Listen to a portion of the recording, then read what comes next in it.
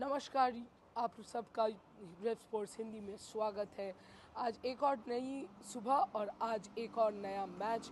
UP warriors बनाम defending champions Mumbai Indians. UP warriors कल शाम को ही खेले हैं उनका तीसरा मैच और तीसरा लगातार हार का सामना करना पड़ा है उन्हें। और उस दूसरी तरफ है मुंबई इंडियंस जो कि पहले गेम में रॉयल चैलेंजर्स बेंगलुरु ने मुंबई इंडियंस को चित कर दिया था, लेकिन उन्होंने वापसी की है और शानदार धुआंधार वापसी की है। ज़्यादातर अपने कप्तान का हाथ पकड़े हुए हरमनप्रीत कौर कैप्टनसी में उन्होंने थोड़ी बहुत गलतियां तो की है, लेकिन बैटिंग में आप सवाल नहीं उठा सकते। उन्होंने बहुत ही शानदार पारियां खेली है पिछले दो मैचेस में। अगर आप बात करोगे डीवाई पाटिल पिच के, तो लास्ट मैच की पिच जो थी थोड़ी स्लो थी। सॉरी, आरसीबी यूपी की जो पिच थी वो भी थोड़ी सी स्लो थी, but in general DY Patil pitches काफ़ी अच्छी है बैटिंग के लिए। और ड्यू जो है वो ऑब्वियसली हर कप्तान का चॉइस बहुत आसान कर चुकी है। आप टॉस जीतोगे तो आप फील्डिंग ही करोगे। और जहाँ तक बात रही मुंबई की, तो चेज़ में उन्होंने 17 मैचेस WPL में चेज़ किए हैं, जिसमें से 14 उन्होंने जीते हैं, 3 हारे हैं। तो कोई वैसे ही सवाल पैदा नहीं होता। हरमनप्रीत कौर जब भी टॉस जीतेंगे वो चेज़ ही करना चाहेंगे। अगर आप की प्लेयर मुझे बोलोगे तो मैं ये बोलूँगी कि यूपी के लिए की प्लेयर से भी ज़्यादा इम्पोर्टेंट है कि डिसीशंस लेना।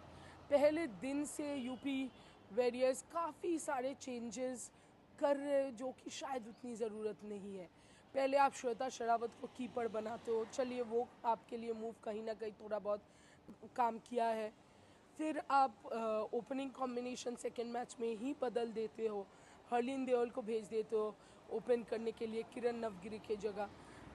सच पूछिए तो मुझे नहीं लगता किरण नवगिरी ओपनिंग के अलावा कुछ और कोई भी और पोजीशन में फिट करते हैं। तो उनको ओपनिंग के अलावा आप 4 पे भेजना, 3 पे भेजना बहुत ज़्यादा उनके साथ टैम्परिंग है। और एंड ऑलरेडी वो रन्स नहीं मिल पा रहे हैं उनको, वो नहीं कर पा रहे हैं रन्स। वहाँ पे आप ऊपर नीचे उनके बैटिंग ऑर्डर के साथ करोगे तो आप उनके कॉन्फिडेंस के साथ छेड़खानी कर रहे हो, जो कि कहीं ना कहीं मुझे दिख रहा है।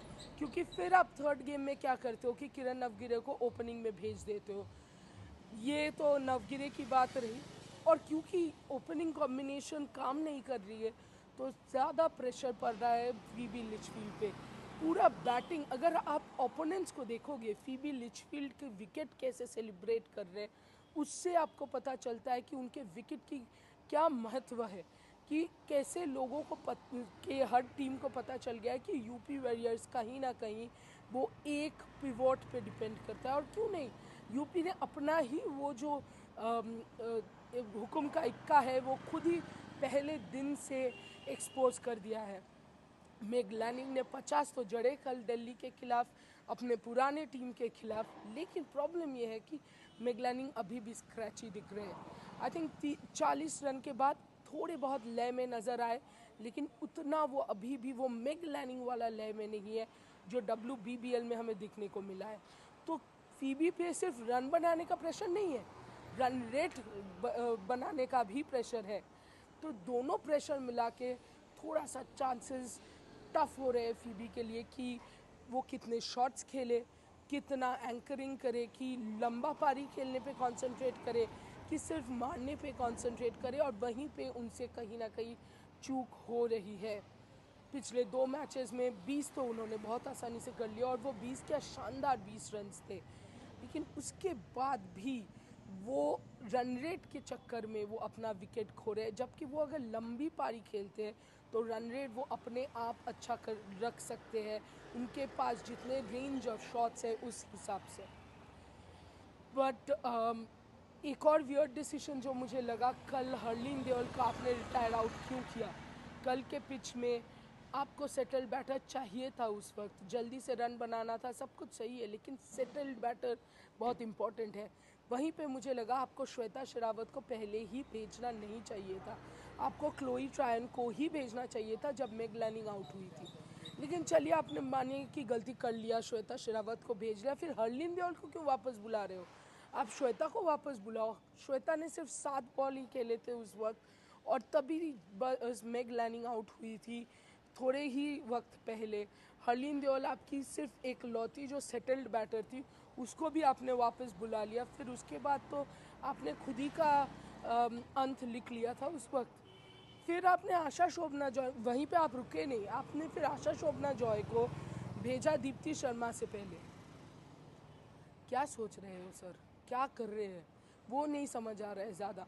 क्योंकि दीप्ति शर्मा, हाँ पता है कि वो आके 6 छक्के नहीं मारेंगे, बट उस वक्त आशा शोभना भी आके 6 छक्के नहीं मारने वाली थी। और दीप्ति ने काफ़ी अपना गेम इम्प्रूव किया है, वो मसल पावर यूज़ कर पा रही है, ऐसा नहीं कि नहीं कर पा रही है, वो कर चुकी है। वो वर्ल्ड कप में कर चुकी है, उसके बाद भी कर चुकी है। आपको एक और दिन बचाया है दीप्ति ने बैटिंग करके, आपने उसको ही 8 नंबर पे बैटिंग पे भेज दिया। पहले बैटिंग में मैं ढूंढ रही थी कि दीप्ति कहाँ चली गई, फिर बॉलिंग में मैं ढूंढ रही थी दीप्ति कहाँ चली गई। दीप्ति शर्मा आपके टीम में है, वो 15वें ओवर में क्यों आ रही है, जबकि आपने सिर्फ 150 ही जड़े हैं। अगर आपको रन रोकना है, अगर आपको जीतना है, तो आपको अटैक करना पड़ेगा, ओपोनेंट को आउट करना पड़ेगा। ओपोनेंट 20 ओवर खेलेगा तो 150 तो कर ही लेगा ना। तो आज यूपी के लिए मुझे नहीं लगता मुंबई के खिलाफ लड़ाई है, यूपी के लिए लड़ाई है अपने आप के खिलाफ। यूपी के लिए लड़ाई है ये सारे डिसीशंस के खिलाफ जो गलत ले रहे हैं।